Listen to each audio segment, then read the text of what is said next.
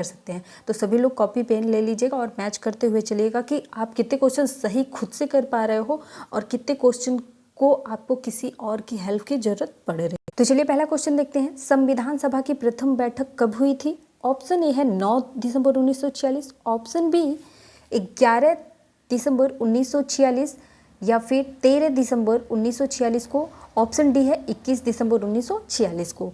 सही जवाब है इसका ऑप्शन ए 9 दिसंबर 1946 को संविधान सभा की प्रथम बैठक हुई थी। तो जिन लोगों का ऑप्शन ए है उन लोग का सभी लोगों का आंसर क्या है? सही है। चलिए अगला क्वेश्चन देखेंगे।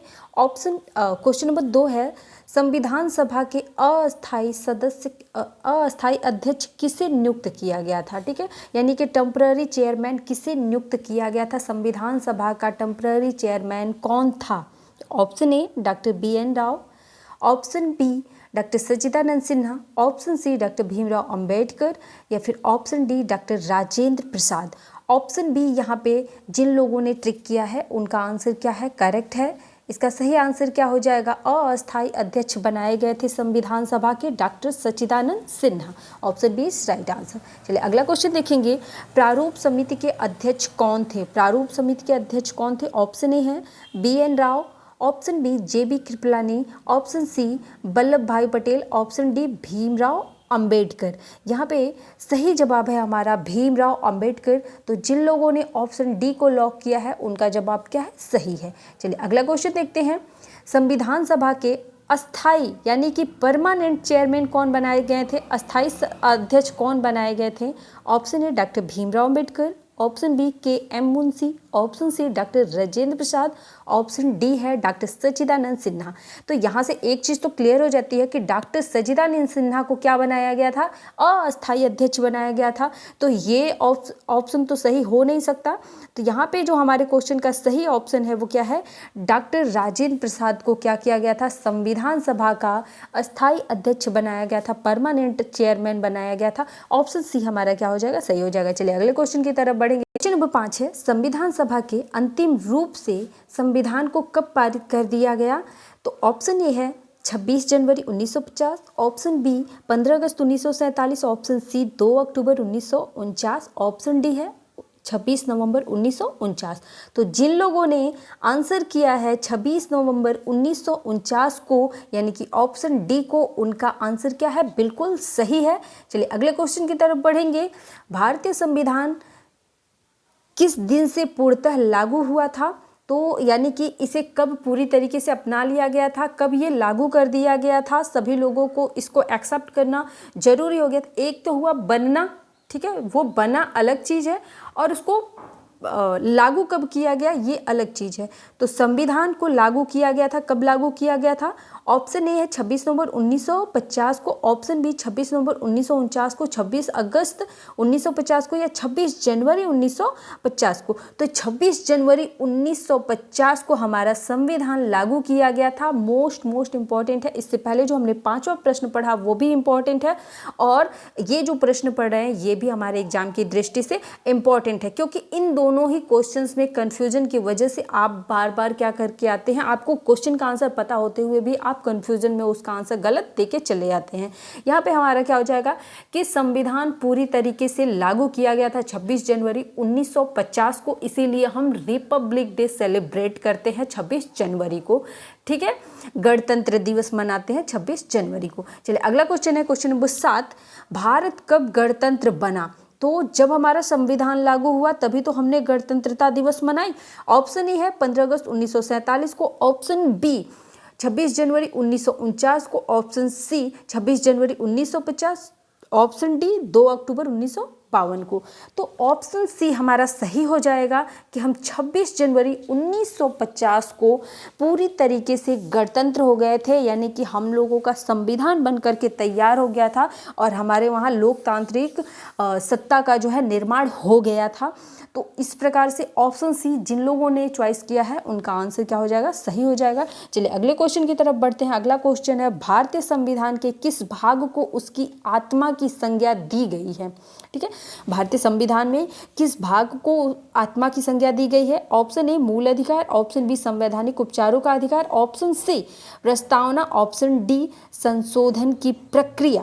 ठीक है, तो जिन लोगों ने सही ऑप्शन किया है ऑप्शन सी को, तो यहाँ पे क्या हो जाएगा, उनका आंसर क्या हो जाएगा, करेक्ट हो जाएगा। प्रस्तावना जो है भारत के संविधान की प्रस्तावना को, भारत के संविधान की प्रस्तावना को क्या कहा गया है, संविधान की आत्मा कहा गया है। तो जिन लोगों ने ऑप्शन सी चॉइस किया उनका आंसर क्या हो जाएगा, करेक्ट हो जाएगा। चलिए अगला क्वेश्चन देखेंगे। 9वां क्वेश्चन है, संविधान सभा ने राष्ट्रगान को कब स्वीकार किया था? ये क्वेश्चन काफ़ी इंपॉर्टेंट है, कई बार पूछा गया है, इसलिए इसको जरूर देखेंगे। और मैं तो ये कहूँगी कि सारे क्वेश्चंस को आप नोट करते चले और जो एग्जैक्ट सही आंसर मैं बता रही हूँ उसको नोट करें। सारे ऑप्शंस को लिखने की जरूरत नहीं है, पर क्वेश्चंस नोट करें और क्वेश्चंस के साथ में जो सही आंसर है उसको नोट जरूर करें। तो चलिए पहला ऑप्शन है 24 जनवरी 1950, ऑप्शन बी है 26 जनवरी 1950, ऑप्शन सी है 15 अगस्त 1947, ऑप्शन डी है 22 जुलाई 1950। यहाँ पे सही ऑप्शन हमारा हो जाएगा ऑप्शन ए 24 जनवरी 1950। तो जिन लोगों ने ऑप्शन ए को लॉक किया है उनका आंसर क्या हो जाएगा, करेक्ट हो जाएगा। तो चलिए अगले क्वेश्चन की तरफ बढ़ते हैं। क्वेश्चन नंबर 10 हमारा है, भारतीय नागरिकों को प्राप्त मूल अधिकारों की संख्या कितनी है? यानी कि भारतीय नागरिकों को कितने मूल अधिकार दिए गए हैं? तो ये क्वेश्चन तो काफ़ी इंपॉर्टेंट है और सभी लोगों को पता होना चाहिए। ऑप्शन ए है 5, ऑप्शन बी 6, ऑप्शन सी 7 और ऑप्शन डी है 8। यहाँ पे हमारा जो सही आंसर हो जाएगा ऑप्शन बी हो जाएगा कि सभी भारतीय नागरिकों को क्या दिया गया है, 6 मौलिक अधिकार दिया गया है। अगर आपसे क्वेश्चन पूछता है कि प्रारंभ में जब हमारा संविधान बना था तो भारतीय नागरिकों को कितने मौलिक अधिकार दिए गए थे, तो उस टाइम पे हमें मौलिक अधिकारों की संख्या जो थी वो 7 थी। वो 7वां मौलिक अधिकार क्या था, संपत्ति का अधिकार था, जिसे अब क्या कर दिया गया है, संपत्ति के अधिकार को एक विधिक अधिकार करार दे दिया गया है। यह क्या है, एक संवैधानिक अधिकार अब नहीं है। तो इस प्रकार से वर्तमान समय में कितने मूल अधिकार हैं, 6 हैं। अगर पूछे कि जब संविधान बना था तो कितने थे, तब थे कितने, 7 थे। ठीक है, तो यहाँ पे ये नोट करने योग्य चीज है। चलिए अगला क्वेश्चन देख लेते हैं। संपत्ति के अधिकार को किस संविधान संशोधन के द्वारा हटा दिया गया? तो संपत्ति के अधिकार को किस संविधान संशोधन के द्वारा हटाया गया था? ऑप्शन ए 44वें संविधान संशोधन, ऑप्शन बी 46वें संविधान संशोधन, ऑप्शन सी 42वें संविधान संशोधन, ऑप्शन डी है 52वां संविधान संशोधन। यहाँ पे हमारा 44वें संविधान संशोधन के द्वारा क्या किया गया था, संपत्ति के अधिकार को अनुच्छेद 300 क में संरक्षित किया गया है, जिसे संवैधानिक अधिकार न बता करके क्या बताया गया है, विधिक अधिकार बताया गया है। वीडियो के बैकग्राउंड में थोड़ी बहुत आवाज़ आ सकती है तो उसे आप अवॉइड करेंगे, ठीक है। और जो कंटेंट मैं पढ़ा रही हूँ उस पर फोकस करेंगे क्योंकि ये आपके लिए महत्वपूर्ण है, न कि पीछे की आवाज़। चलिए अगला क्वेश्चन देखते हैं। अगला क्वेश्चन है, मूल अधिकारों का रक्षक किसे कहा जाता है? जो हमें मूल अधिकार दिए गए हैं, 6 जो हमारे मूल अधिकार हैं, इन 6 मूल अधिकारों का रक्षक किसे कहा गया है? कौन है जो है मतलब कि हमारे इन मूल अधिकारों की सुरक्षा करता है? ठीक है, अगर हमारे मूल अधिकारों का हनन किया जाए तो उसकी सुरक्षा कौन करेगा, उसकी सेफ्टी कौन करेगा? ऑप्शन ए है सर्वोच्च न्यायालय, ऑप्शन बी उच्च न्यायालय, ऑप्शन ए और बी दोनों, ऑप्शन डी संसद। यहाँ पे हमारा सही आंसर जो हो जाएगा ऑप्शन सी हो जाएगा कि न्यायालय इसीलिए बनाया गया है कि यदि क्या हो, किसी भी प्रकार के हमारे संवैधानिक अधिकारों का हनन किया जाता है किसी भी व्यक्ति के द्वारा, तो क्या किया जाएगा, वो दंड का पात्र होगा। ठीक है, तो यहाँ पे सर्वोच्च न्यायालय और उच्च न्यायालय दोनों का ही कार्य क्या होता है, न्याय देना। ठीक है, और जब किसी भी व्यक्ति का मतलब मूल अधिकार खंडित होता है तो वहाँ पे न्यायालय ही क्या करेगी, न्याय करेगी। तो ऑप्शन ए और बी दोनों ही क्या हो जाएंगे, सही हो जाएंगे, इसलिए option C is correct answer. चलिए अगले क्वेश्चन की तरफ बढ़ेंगे। अगला क्वेश्चन है, किस अनुच्छेद के द्वारा 6 वर्ष से 14 वर्ष तक के बच्चों के लिए शिक्षा का अधिकार मूल अधिकार माना गया है?